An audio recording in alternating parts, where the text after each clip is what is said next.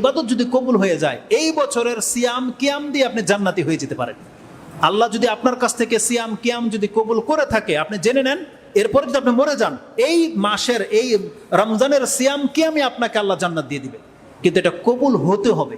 ইবাদত করো, ইবাদত করতে হবে। এই যে আমরা যে বলি, এটা যত গুরুত্বপূর্ণ, ইবাদত কবুল হচ্ছে কিনা এটা চিন্তা ভাবনা করা অত্যন্ত গুরুত্বপূর্ণ।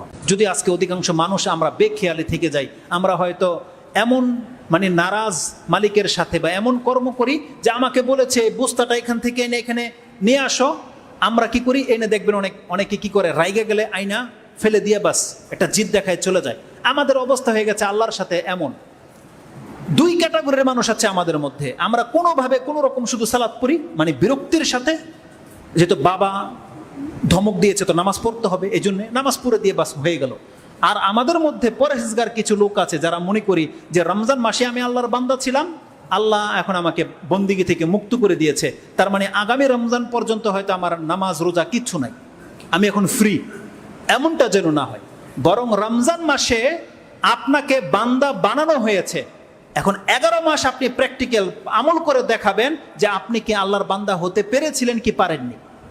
আপনাকে এই 1 মাসে ট্রেনিং দিয়ে আল্লাহর যোগ্যতা বানানো হয়েছে, আপনি আল্লাহর ইবাদত করবেন এর যোগ্যতা আপনার মধ্যে তৈরি হয়েছে। এখন আপনি কালকে সিয়াম রাখেন, আপনার কষ্ট হবে না, কারণ আপনার প্র্যাকটিস হয়ে গেছে 1 মাস সিয়াম রেখে। আজকে রাতে 2 রাকাত সালাত পড়েন, আপনার কষ্ট হবে না, কারণ গত রাত্রে তো আপনি 8 রাকাত 20 রাকাতও পড়েছেন, তাহলে আজকে 2 রাকাত পড়তে কষ্ট হবে? এই আমলটাকে আপনি কন্টিনিউ চালিয়ে যাবেন, এটা একটা কাজ। দ্বিতীয়ত হচ্ছে যে ইবাদতগুলো আমরা করেছি এটা কবুল হওয়া না হওয়া এটা অত্যন্ত গুরুত্বপূর্ণ ব্যাপার। এই ব্যাপারে যদি কোনো ব্যক্তি উদাসীন থেকে যান, জেনে নেন আপনার মধ্যে কল্যাণ নাই। কিন্তু যেই ব্যক্তিরা চিন্তাশীল হবে তাদের মধ্যে কল্যাণ রয়েছে। আপনি কি জানেন আমাদের সালাফ যাদের কথা দিয়ে আপনাদেরকে বক্তব্য করি, যাদের অনুসরণ আমরা করি, তাদের আচরণ কেমন ছিল? রাজব ইবনে হাম্বল তার একটা তাফসীরের কিতাব আছে, এই কিতাবে এবং অন্যান্য কিতাবে একটা কথা কোট করা হয়েছে যে আমাদের সালাফরা সাহাবায়ে কেরাম, তাবা তাবি তারা কেমন ছিল, তাদের চরিত্রকে নোট করে বলছেন, কানু ইয়াদউনাল্লাহা সিত্তাতা আশহুরিন আইয়ুবাল্লিগাহুম রমাদান। তারা আল্লাহর কাছে 6 মাস বাকি থাকতে দোয়া করত, আল্লাহ আমাদেরকে রমজান মাসে পৌঁছে দাও। কয় মাস বাকি থাকতে? 6 মাস। 6 মাস বাকি থাকতে, কেন? কারণ তারা জানে যে রমজান কত গুরুত্বপূর্ণ মাস। 6 মাস বাকি থাকতে বলতো, আল্লাহ আমাদেরকে রমজান মাসে পৌঁছে দাও। আর যখনই তারা রমজান মাসে পৌঁছে যেত, রমজান মাসের ইবাদত করত, যেমনি রমজান তাদের কাছ থেকে বিদায় নিত, তারপরে তিনি বলতেছেন, সুম্মা ইয়াদউনাহু সিত্তাতা আশহুরিন আইয়াতাকাব্বালাহু মিনহুম। তারা আল্লাহর কাছে 6 মাস ধরে বলতে থাকতো, আল্লাহ রমজান মাসে যে ইবাদত আমরা করেছি, আল্লাহ তুমি এটা কবুল করো। আর আপনি কালকে রমজানের ইবাদত করেছেন, আজকে হয়তো আপনি ভুলে গেছেন যে ওই ইবাদত কি কবুল হলো কি হলো না, আপনি হয়তো আল্লাহকে বলেন নাই যে আল্লাহ তুমি কবুল করো। কিন্তু আজকে আলহামদুলিল্লাহ সঠিক দাওয়াতের প্রচার প্রসার কারণে ওই ঈদ মুবারকের জায়গায় যুবকরা এখন তাকাব্বালাল্লাহু মিন্না ওয়া মিনকুম বলতে শিখেছে। তার মানে কি? তাকাব্বালাল্লাহ বা তাকাব্বালাল্লাহু মিন্না ওয়া মিনকুম কি মানে? এর মানে হলো যে আল্লাহ আমার বা আমাদের এবং আপনাদের সব ইবাদতগুলো কবুল করুক। এটা হচ্ছে দোয়া। দেখা হলেই আপনি বলতেছেন, আল্লাহ আমার এবং আপনার সৎ কাজগুলো কবুল করুক, তাকাব্বালাল্লাহু মিন্না ওয়া মিনকুম। আর যদি একক বাক্য বলেন, তাকাব্বালাল্লাহু মিন্নি ওয়া মিনকা। আর আমরা যেহেতু জুমলা বহুবচন দিয়ে বলি, তাই বলতেছি তাকাব্বালাল্লাহু মিন্না ওয়া মিনকুম আন সালিহাল আমাল। এটা ছিল পুরো জুমলা, যে আল্লাহ আপনার আমার থেকে সৎ কাজগুলো কবুল করুক। তার মানে এটাতে কল্যাণ রয়েছে। একে অপরকে দোয়া দিতে হবে, দোয়া করতে হবে। আপনি নিজে দোয়া করবেন যে আল্লাহ আমি যে রমজান মাসের সিয়াম রেখেছি, আল্লাহ দান সাদকা করেছি, ফেতরা দিয়েছি, জাকাত দিয়েছি, আল্লাহ তুমি এই ইবাদতগুলো কবুল করো। আপনি জানেন কবুল হলে কি হয়ে যাবে? আপনি হলেন মুত্তাকি। আল্লাহ কি বলেছেন? ইন্নামা ইয়াতাকাব্বালুল্লাহু মিনাল মুত্তাকিন। আল্লাহ মুত্তাকিদের ছাড়া আর কারো ইবাদত কবুল করে না। আর আপনারটা যদি কবুল হয়ে যায়, তার মানে আপনি মুত্তাকি। আর আল্লাহ কি বলেছে? উইদ্দাত লিল মুত্তাকিন, আমি জান্নাতকে প্রস্তুত করে রেখেছি মুত্তাকিদের জন্য।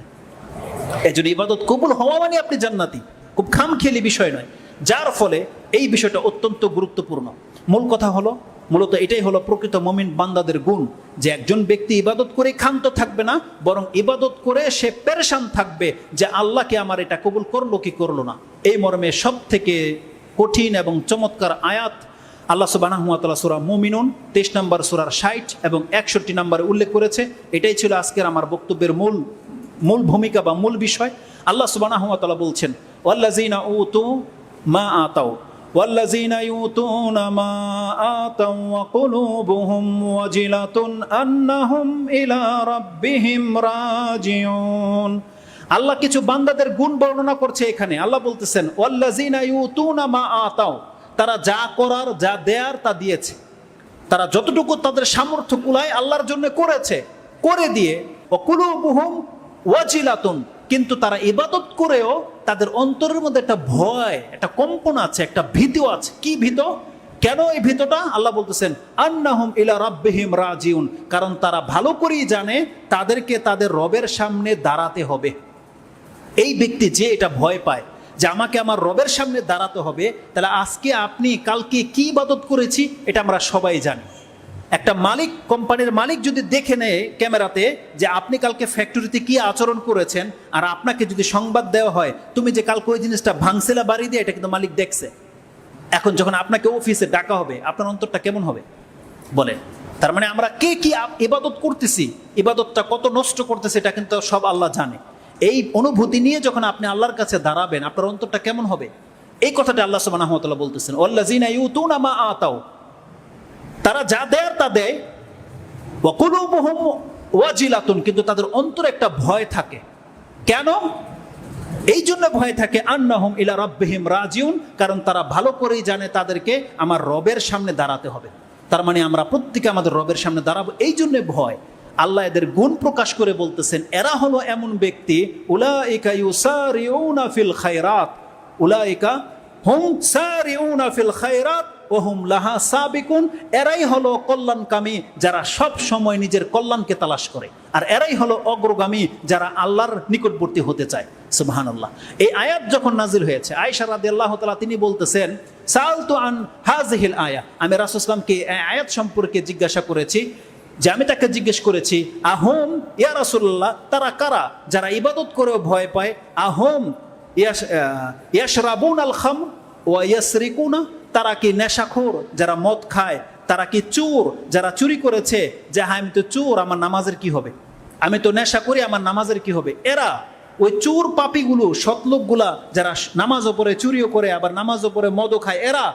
সুবহানাল্লাহ। রাসূল সাল্লাল্লাহু আলাইহি ওয়াসাল্লাম বলছেন লা ইয়া বিনতাস সিদ্দিক, হে সিদ্দিকের মেয়ে, না এরা নয়, বরং আল্লাহ সুবহানাহু ওয়া তাআলা এই আয়াতের মধ্যে ওই বান্দাদের কথা বলতেছেন যেই বান্দা নেশা করে না, যেই বান্দা চুরি করে না, বরং এই বান্দা হচ্ছে সেই বান্দা যেই বান্দা আল্লাযিনা ইয়াসুমুনা, যারা সিয়াম রেখেছে, ওয়া ইউসাল্লুনা, সালাত আদায় করেছে, ওয়া ইয়াতাসাদ্দাকুনা, তারা সাদকা করেছে, কিন্তু তাদের ভয় যদি আল্লাহ আমার সিয়াম কবুল না করে, যদি আল্লাহ আমার দান সাদকা কবুল না করে, যদি আল্লাহ আমার সালাত কবুল না করে, আমার হবেটা কি? আল্লাহ ওই বান্দাদের কথা এখানে উল্লেখ করে দিয়েছেন। আল্লাহ সুবহানাহু ওয়া তাআলা বলছেন উলাইকা ইউসারিউনাহুম ফিল খায়রাত, এরাই হলো কল্যাণকামী, এরাই আগে বেড়ে যেতে চায়।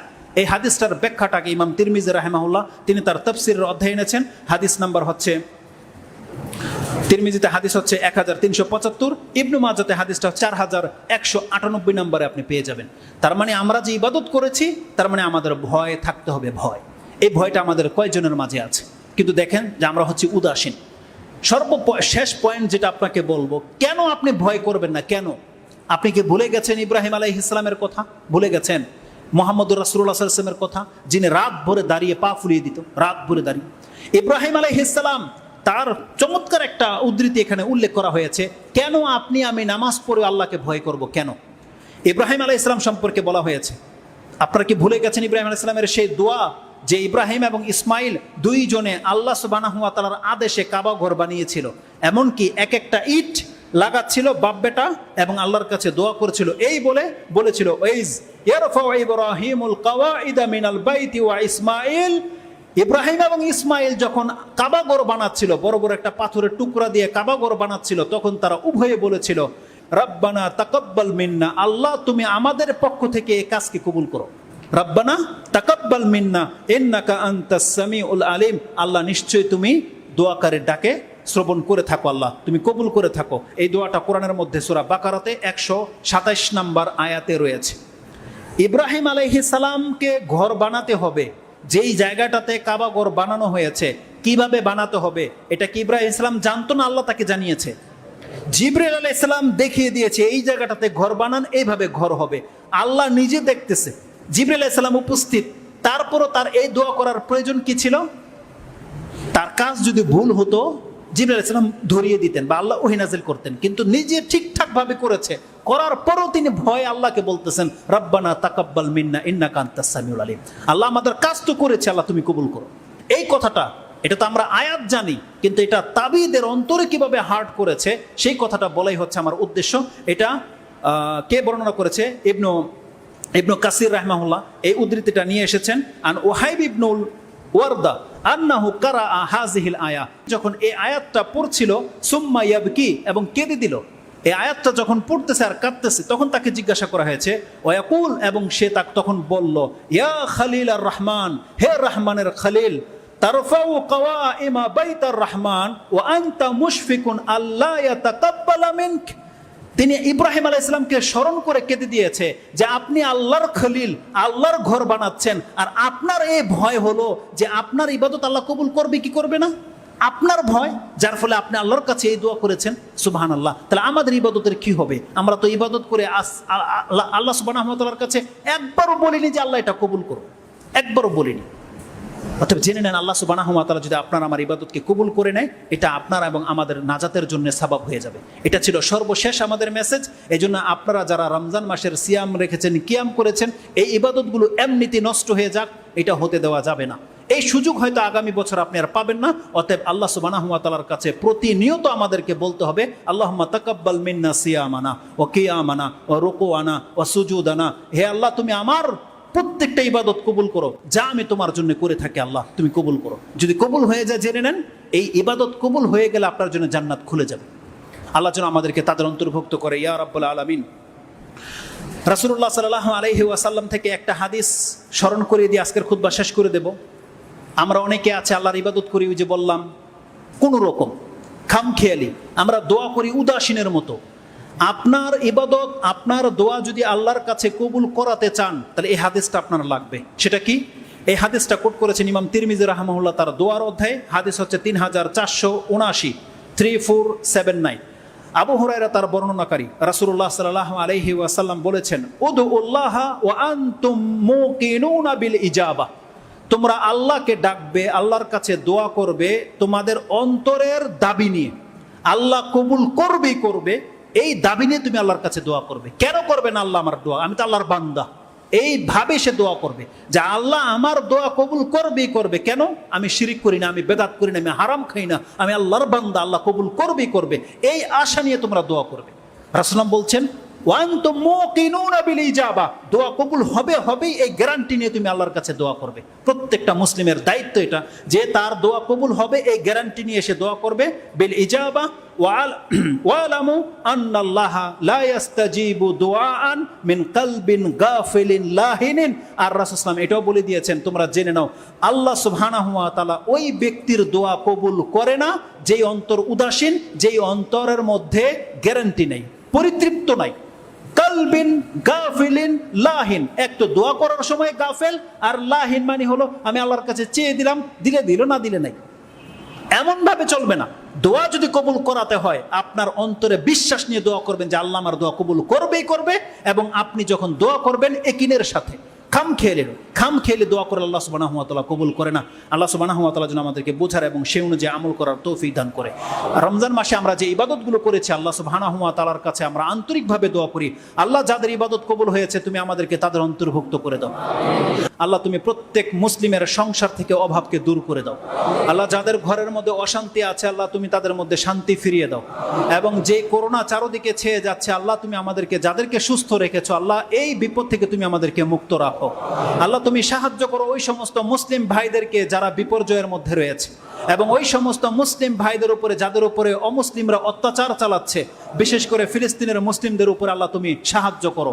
আল্লাহ তুমি বলেছো তোমার সাহায্য অত্যন্ত নিকটে, আল্লাহ তুমি তোমার ওয়াদাকে বাস্তবায়ন করে দেখাও, যাতে করে এই সময়, এই বেশি দিন যেন না যায়, এই কাফেরগুলো যেন নাস্তানাবুদ হয়ে যায়। আল্লাহ তোমার পক্ষ থেকে তুমি বিচার গ্রহণ করো। আর না হয় আল্লাহ তুমি আমাদেরকে শক্তিশালী করো, আমাদের মুসলিমদেরকে এক করে দাও, যাতে এর পাল্টা জবাব আমরা দিতে পারি। আল্লাহ তুমি আমাদেরকে সাহায্য করো। আল্লাহ তুমি আমাদেরকে অমুসলিমদের জন্য হালাল করে দিও না।